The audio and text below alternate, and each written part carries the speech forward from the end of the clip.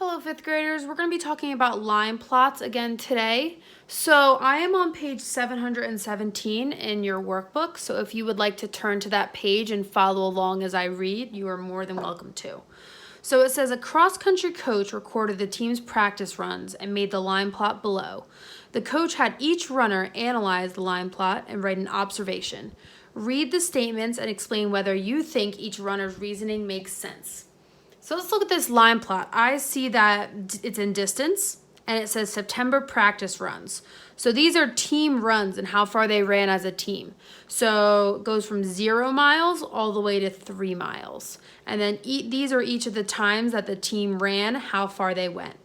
So let's look at the 4 runner statements and let's see if we agree with those statements. All right, so Olivia says the distance we ran the most often was 3 miles.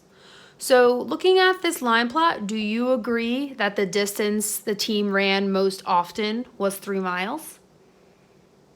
Well, I agree with that because I see above the 3, there are 1, 2, 3, 4, 5 X's, and that's the most amount of times that I see X's above any of these numbers. So 3 miles is the most common, so I agree with Olivia. Let's look at Natalie. Natalie said the team ran 8 different times, each time for a different distance. Do you agree with Natalie's reasoning? Now, with Natalie's reasoning, the team did run eight different distances: half, 1, 1.5, 1 3/4, 2, 2.5, 2 3/4, and 3. They did run each different distances, but they didn't run just 8 times. They ran, if we count them all up, that's 5, 6, 7, 8, 9, 10, 11, 12, 13, 14, 15, 16, 17, 18, 19, 20, 21. They ran 21 times. So yes, they did sometimes do different distances, but in total, the team ran 21 times in September. So Natalie, I really don't agree with too much. Let's look at Michelle. Michelle said the team ran different distances on different days. We usually ran for 2 miles or more. So Michelle's is like a part true, part false, because the team ran different distances on different days. I do agree with that.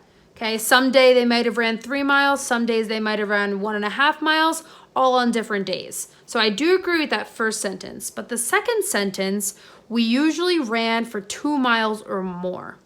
So look at this line plot. She's saying the team usually ran for 2 miles or more.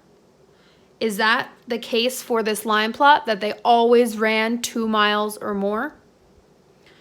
Well, if I'm looking at this line plot, yeah, there are a lot of times they ran 2 miles or more, but there's also a lot of times that they ran 2 miles or less. So that second sentence, I really don't agree with Michelle. And lastly, Peter, he said each day the team ran the same distance or a little farther than the day before. Do you agree with Peter's reasoning? What do you think? Now with Peter, it's a little tricky. It's kind of a maybe, because this line plot doesn't really indicate the order the team ran the distances. He said each day they ran a little farther, but we don't know that. The first day of September practices, they might have ran 3 miles. The second day of September practices, they might have ran a half a mile. We don't know what order they ran these in. We just know how many times they ran each distance.